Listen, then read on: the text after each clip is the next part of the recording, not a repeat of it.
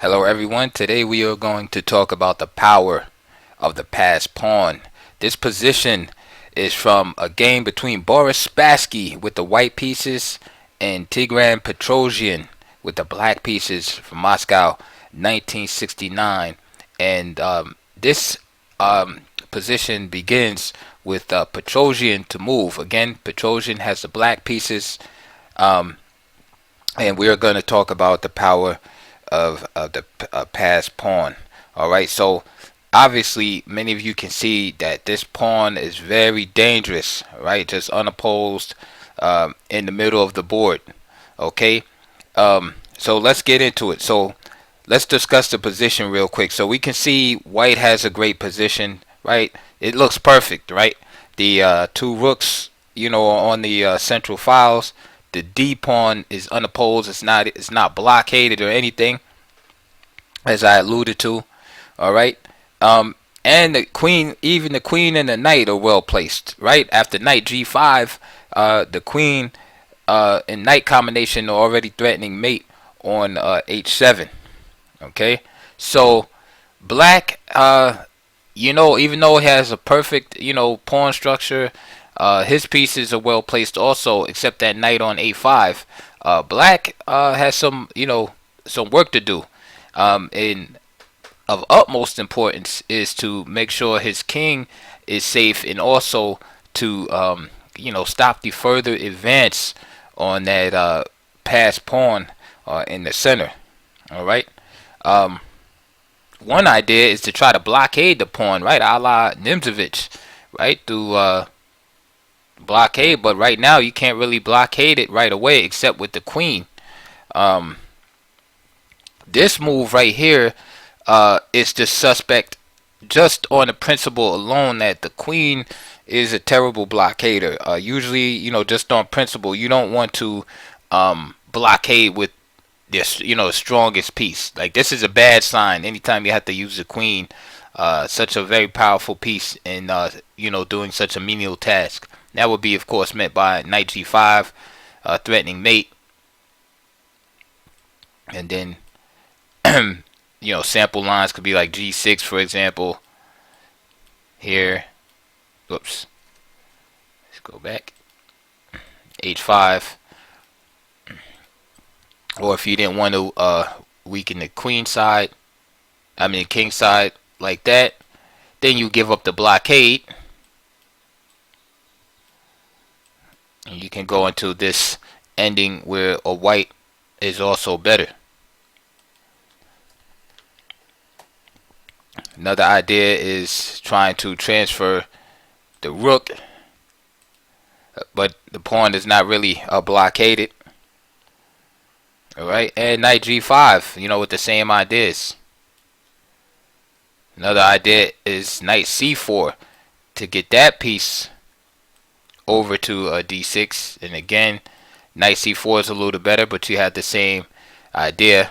And now you have to weaken the king side because the queen is not here to trade itself off, so you have the same variation.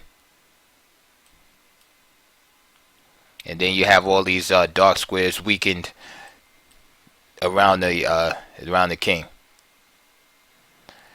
So in this position, the great player Tigran Petrosian opted for the move Queen C2.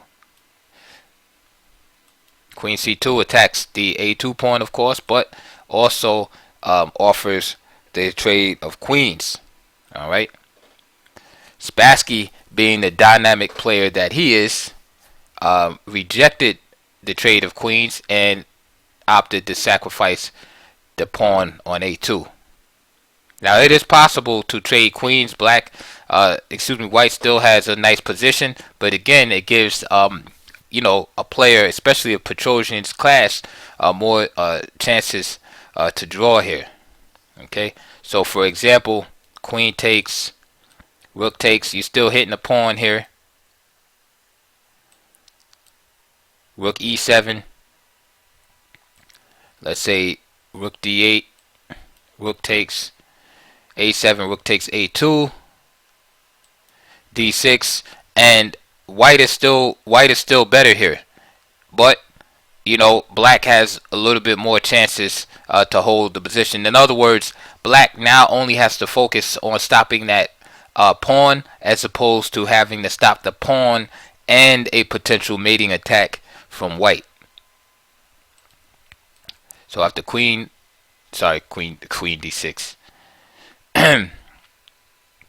So after queen c2, Spassky played queen f4. Petrosian took the pawn, and Spassky pushed d6, rook c d8, and now d7. All right, and now why is the pawn so dangerous? The pawn is dangerous because, especially if it can't be blocked, but the passer, as the more the pawn goes up the board and gains more it gains more space. I'm sorry.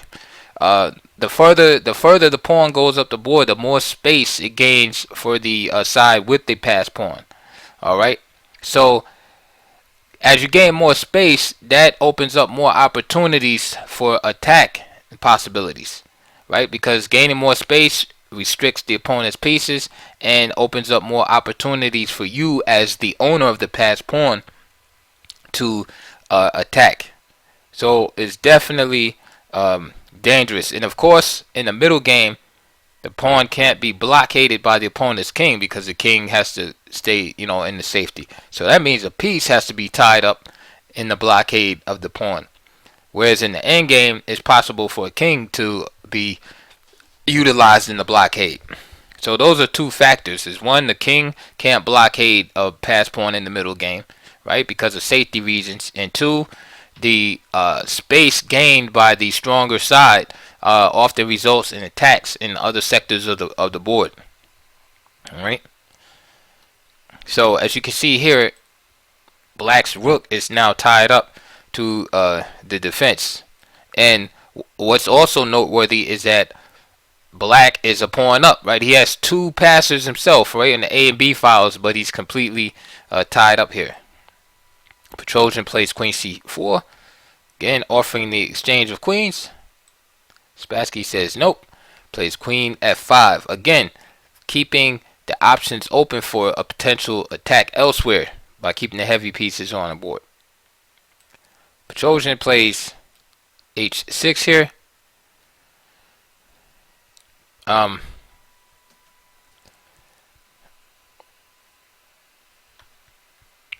If you try to move, like, for instance, queen c6, that could be met by knight e5 here. And then let's say he played queen e6. Then again, you just avoid the trade of queens.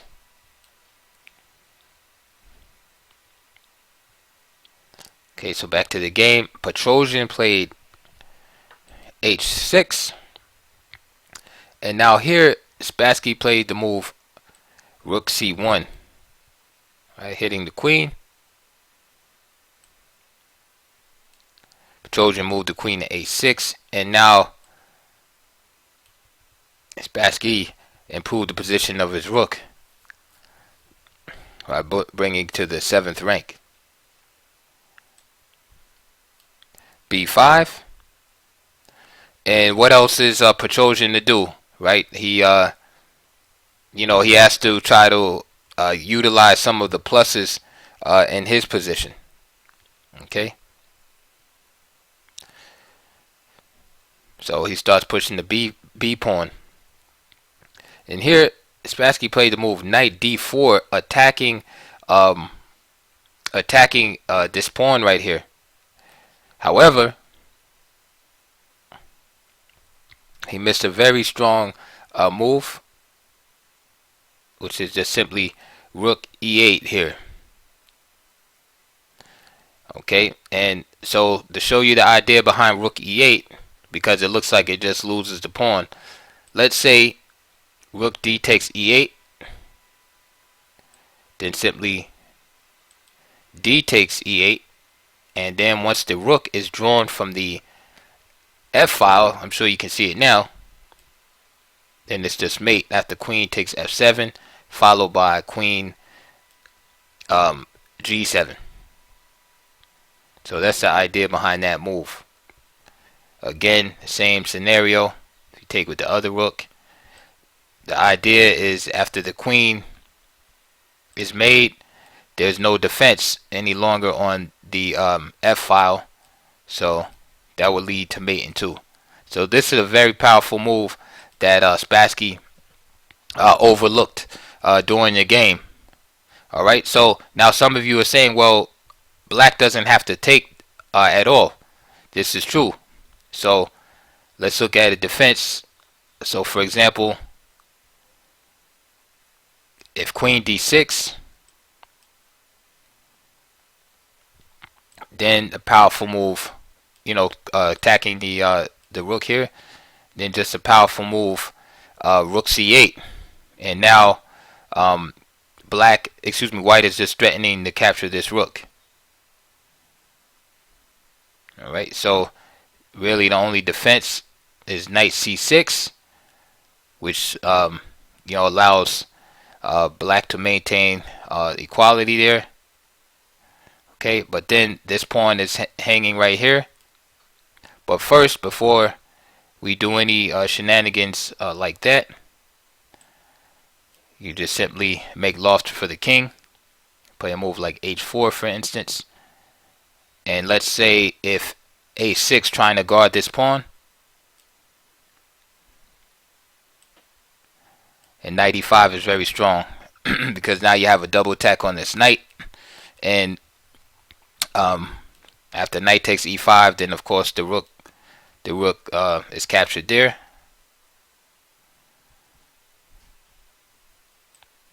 And then after queen d1 check, king h2. And again, there's nothing that black can do to really adequately defend himself any longer in this situation. Okay, so rook e8 was the move that basically would have ended the game at that point. Instead, Spassky had played knight d4, and the game continued on. Queen b6 was played, and now rook c8 was played here. Petrosian played knight b7, and now great tactician Spassky played knight c6. Petrosian went for the fork here, knight d6. And then Spassky found a fantastic move. If you want, you can pause the video and see if you can find it yourself. But for those of you who just want to see the continuation, Spassky simply played knight takes d8. And after knight takes f5, good old-fashioned knight c6 was played, and black was forced to resign. So fantastic game. And as you can see, there's really no way to stop the promotion of that passed pawn. So for example, if say knight d6 for example, then just simply rook takes f8 check, king takes, and d8 queen, and then you can see black is just down material. So that was a fantastic game illustrating the power of the passed pawn. In conclusion, so I hope you learn from that. It's a very interesting game. Unfortunately, Spassky had missed that powerful move rook e8, but the game still illustrated the wonderful advantages of having a passed pawn. So in conclusion, just remember that in the middle game, the passed pawn is very dangerous because one, it cannot be blockaded by the opponent's king, and that's one of the reasons why Spassky was avoiding any type of endgame, because the king can be an effective blockader. All right, if you just you allow the king to wander out in the in the center of the board and stuff like that. So in the middle game, the king is like a non-factor when it comes to contributing to a blockade, and that forces the opponent to use his pieces to blockade. All right. Now, according to Nimzovich, the best blockader is a knight, and I agree, because the knight can jump over other pieces, and the nature of its movements allows it to control squares, like around that passed pawn, and its value is such that it's not easily driven away when attacked. And this is why other pieces like queens and rooks are bad blockading pieces, just because their value and their movement is just wasted by sitting behind passed pawn. The other reason is that as the passed pawn continues to advance, right, it sweeps away the opponent. It takes more space. The more space you have, right, the better placement opportunities you have for your pieces, and you can use that to build up an attack on the opponent's king, right, or another weak pawn or another piece in the position.